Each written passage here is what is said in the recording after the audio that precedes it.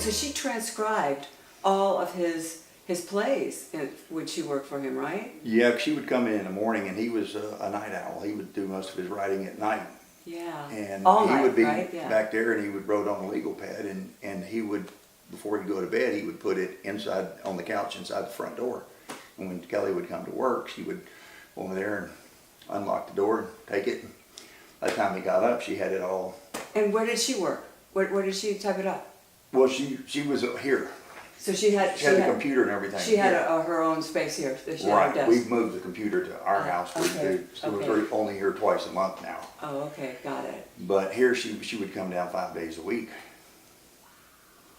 And it was So 40 miles each way. Wow. I would love to ask her which plays she wrote up, because she worked for him for 25 years, right? Yeah, well, she's still, like I said, when he died, he was 90-something years old. But Right. What is the relationship in your mind between Houston and Wharton? Because that's explored in a lot of Horton Foote's plays, that Houston is the big bad city. And Wharton is Harrison. And Wharton is Harrison, correct? Yeah. So it's people don't seem to get in a big hurry here. It's very slow. If you go to the store, don't expect to get an express lane and go right through. Right. Houston is a little more. It's still Texas. It's people huge, are more though. friendly. Yeah. Yeah, you don't usually run into the rude people like you do some of the other places in the country. Right. People a little bit more friendly. And So where are you from in Houston? Are you from, because it's huge, right? yeah, well, actually the Southwest. Actually, I was born in Houston. Oh, okay. And at that time, we lived in West University. My grandmother lived there, and my aunts and uncles and all the family was there. And that's where Kelly's from too? No, she's originally from Green Bay, Wisconsin. Oh, but she has a southern accent. Well, she's been here since she was probably 12 years old. She's from Wisconsin? Yes. That's a riot. Oh, she moved here when she was 12. I think she was about 12 years old when she moved here. Her whole family moved here. Okay, that kind of makes sense then. Yeah. Okay. So she's half and half. She's a Yeah. half breed. She's half Yankee or half Right. northerner, half southerner. I'm loving the wrong man again, playing a game I can't possibly win. I'll be walked on, he'll walk on, that's how it will end. I'm loving the wrong man again. And in one of his memoirs, autobiography, he tells about his father would pick up whiskey bottles. The saloon, which was just down from the Plaza Theater. Mm-hmm. Back in those days, liquor came in barrels, and they would bottle it in the saloon. And kidding. I and had no his idea. and his father, during the time about when he was the age that he was working on the convict farm, he would pick up bottles and sell them back to the saloon. And he said there was lots of, it was fertile territory back here because there were whorehouses back there that were known as the cribs, and his father got a lot of whiskey bottles from back there and took them around the front and sold them. Murtis's mother worked in this building here, which was a hardware store. Her mother?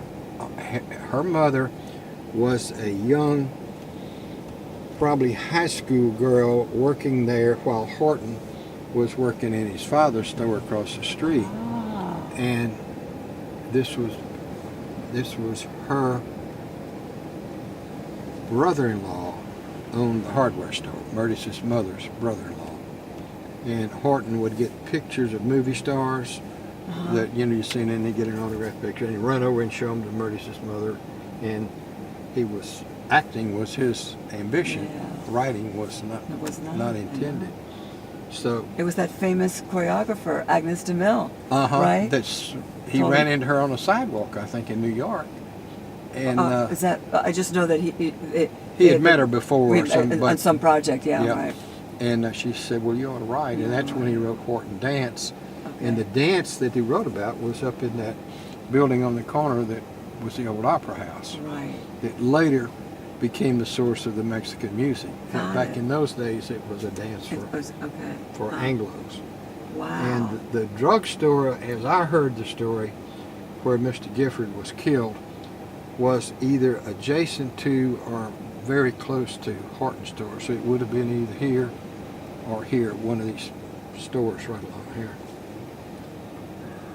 and that, And he that's was Roadster Home. That's he was the Roadster- father of the girl in Roadster Home. Yeah, right. Who can't get over it. Ends up in a sanitarium. Yeah. Yeah. Yeah. Well, I don't blame her. Is like my favorite story about the guy during the Depression that was riding the rails looking for work or Work, food or right. anything, got to California, went to the largest Victorian house in this small town and asked if they had any work he could do there. And we said, well, no, we really don't. He said, actually, this is a house of prostitution. But we need a bookkeeper. Can you keep books? He said, no, ma'am, I can't even read and write. She said, well, there's nothing you can do to help us here, but we've got a lot of apples. Would you like to have some apples? He said, ma'am, that would save my life. So they gave him a big bag of apples, and he ate all he could hold. What was left over, he went down on the sidewalk and sold them for whatever we could get, took that money, bought some more apples, kept turning his inventory. Pretty soon had a little push cart selling fruit. Then he had a little fruit stand on the corner. 25 years later, he was the largest wholesale produce dealer in California. So he goes to a bank to borrow money for a new warehouse. The banker said, well, certainly, we'll make you a loan. What do you need? He said, about $850,000. The banker says, no problem, we'll give you that at prime rate, unsecured. Just sign this note and we'll put the money in your account. He says, I can't sign the note. She said, what do you mean you can't sign the note? You can't find better terms than this. He said, there's nothing wrong with the terms. I can't sign the note because I can't read and write. Right. The banker says, my God, man, what would you be today if you could read and write? He says, a bookkeeper in a whorehouse. That's a great story. So I wound up as a bookkeeper on a grass farm, Right. and spent the next 50 years in the turf grass business. Building them. Yeah. Excuse Wow. me, I should have taken that call, but that was Oh, it was the wrong time in that story was- to take a phone call. Punchline. Yeah, right. A bookkeeper and a whorehouse. Building on the corner was Outler's Drugstore forever, and that was Murtis's husband's grandfather, who died before I was born, but it was Outler's Drugstore forever. It was owned by other people. He was a druggist. Mm-hmm. Oh, wow. And the story about the killing that took place here, there were two families in Hungerford, which is a little town. You drove through it, past it, and went around it coming in from Houston. It's Right. about 6 miles up the road. And the two main families in that town were Wilbecks and Hudgens. In the 1920s, one of the Hudgens family, I know him as Babe Hudgens. I don't know what his real name was, but that's It's a great name. that's the one that's in the folklore. Right. He and his wife were good friends with a man named Wilbeck. He was either Andrew or August Wilbeck, I'm not sure, but he was a large, dark-haired man, not married. The husband was a short, sandy-haired man, and they were good friends. Actually, probably two good friends, because when the child was born, as it got older and older, Oh, no. it looked more like the neighbor Oh, than that's the husband. So, Oh, gosh. so the Small town America, yeah. so the family was concerned that their family name be avenged, and Mr. Hudgens, Babe Hudgens, came into town in his Model T and parked right in front of the plaza facing the courthouse. Mm-hmm. Wilbeck was in this drugstore, He gets out of his Model T with a shotgun, and as he's walking over toward the drugstore, people rush in and say, "Hudgens is after you now," just like in the Western movies where the bad guys in town. Right. So he ran out and stood right behind that utility pole. My father had a hardware store on the corner right behind us. Oh. He said he was hiding behind that pole like a squirrel behind a tree. And as Hudgens got closer and closer, he finally decided to make a break for it and ran diagonally over to this corner right here. And he got a couple of shotgun shots into him on that crossing, and the man ran around behind here and died in the alley. So that was a famous killing that took place here, but I don't think that shows up in any of Horton's plays. Wow. Stephen, this is Charles Davis. I've got some theater people here that would like to take a look at the old convict barn, which appears in some of Horton Foote's works. And we just didn't want to appear as trespassers, but we're just driving down the gravel road, and hoped I could catch you on the phone, but if I don't, I'll talk to some of your staff around here, and maybe they'll let us take a look at that old building if it's So these are the armors, as in armor and armor pack, yeah, right. which is now Dial. Really? Who turned it around. The company, I think, is Dial, or Dial Soap, because I guess they made more off their byproducts than they did off their packing company. It's now used as our equipment barn and hay storage, but Oh, I can't believe a little kid was having Well, they didn't lock him up at night. No, With the no, we convicts. did not. That's true. this Have you is, seen that movie, Convicts? Duvall and this is the room the convicts lived in. James Earl Jones. Stephen, can you get a picture of that? It's gonna be awful dark in there. Yeah. That's probably. And that was the stove there, and then there's another one on the other end. And that was all the heat they had in the winter. But not for cooking, just No, just for heating. And they just had them on pallets, really, and it's hard to see because we got so much stuff on the wall, but they had rings that a chain would go through their shackles and then through the rings on the wall. And where did the guards stay? They stayed. In here. Wow. And then they would just bring a wagon. And you had to Through furnish here. your own private employees as Yeah, guards. as guards. They were deputized with some authority, Right. perhaps. But the plantation owner had to Had to provide it. furnish Okay. And then they'd load the convicts on the wagon in here, take them out to the fields. They'd work all day, bring them back in, chain them back up. You probably don't remember the Sugarland prisoners, do you? Yeah, yeah. the You'd prison see farm you'd there. see a wagon load of them going out pulled by a tractor with mounted guards Right, along and the behind guards them. with their Winchesters Yeah. overseeing them. Yeah, that's now. They've got a little solitary confinement room back here. The attitude adjustment chamber. I'm not sure that you were here. You might have been when we were here with Michael Wilson and Hallie and Devin.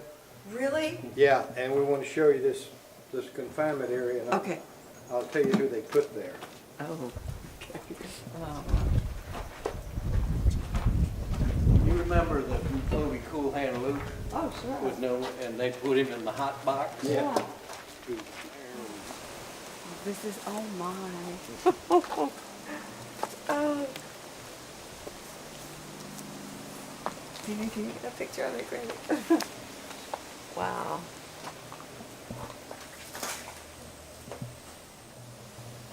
I like that curved roof they have.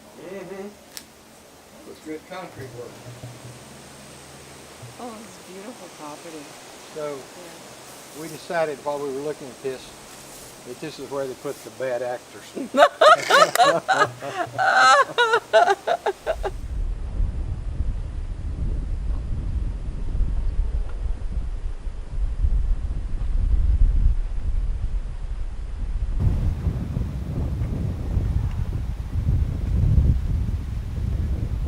Is that a game? Do you play?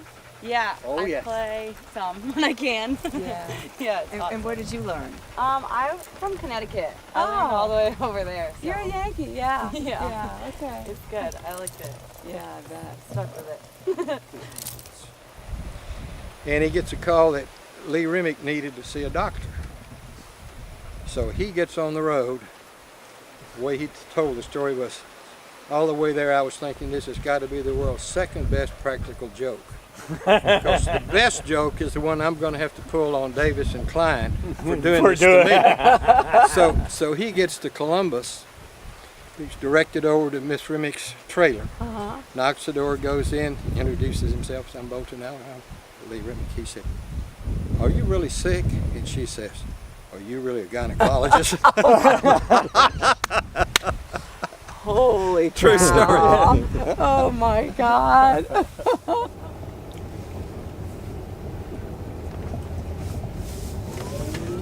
Whoa! That gives you an idea of That's the battery powered, baby. Yeah. You did that last night, Stephen. I did a few times, except the Camaro makes a different sound. I do. That's the thing about this. You floorboard it, and there's no engine straining. Right. Yeah. It's kind of like a whoosh. Yeah. Yeah. The cemetery, which was built at the movie set cemetery, was behind that white car. That Okay. open space over there was a cemetery. great. So when Steve McQueen broke and ran when he was saying goodbye, Yep. he ran across that area that was cemetery. But this house, before it was built around 1895, and it was right up on the highway. And it was on piers. That's Paulette's house. That was Horton's grandparents' house. That's Paulette's house right there? That's Okay. Paulette's house. Okay. And you see it's up, the front porch level's about 4 feet off ground. Thank you. That was because of the flooding danger in those days. Now, see, this house was up here, right, and this was the main highway. The freeway did not go around. Oh. So Bolton's grandmother, Murtis's husband's grandmother, lived in that big white house over there. And she would back her car out onto the main highway coming out of her garage.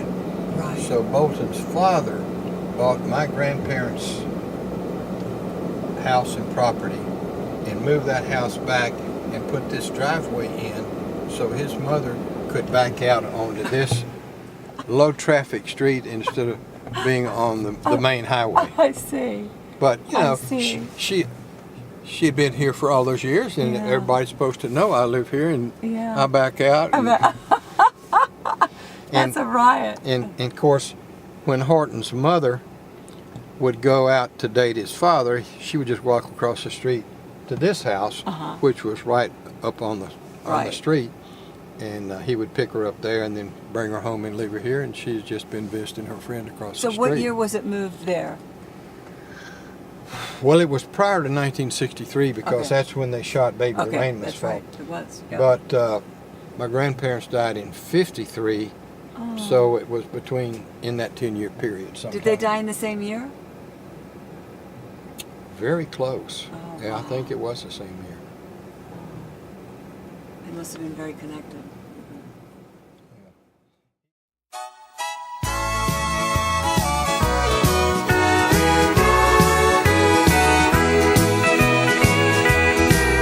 You're the strength of my weakness, not the rock you said you'd be. The cold in the ashes of the flame I used to be. Being half of nothing ain't too much to brag about. There must be something